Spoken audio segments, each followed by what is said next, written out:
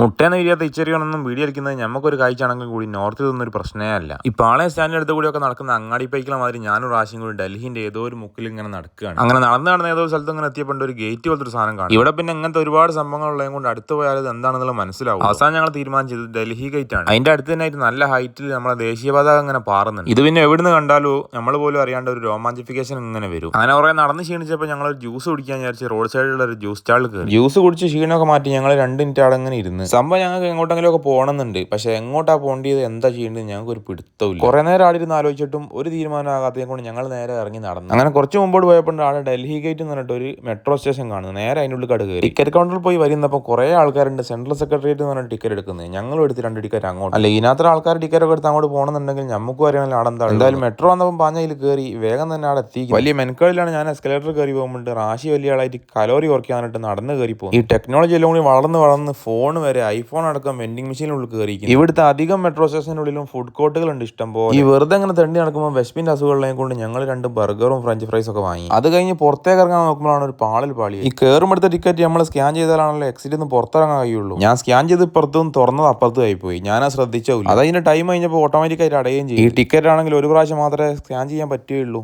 പിന്നെ വർക്ക് ചെയ്യൂ. പിന്നെ തൊട്ടടുത്തുള്ള ഒരു കൗണ്ടറിൽ പോയിട്ട് എന്റെ പൊന്നാരക്കായി എനിക്കിങ്ങനെ അബദ്ധം പറ്റി എന്തെങ്കിലും ആക്കി ഒന്ന് പുറത്തിറക്കി തിരിക്കുന്ന പറഞ്ഞപ്പോൾ വേറൊരു ടിക്കറ്റ് വന്ന് അതുമായിട്ട് ഞാൻ അങ്ങനെ പുറത്തിറങ്ങി.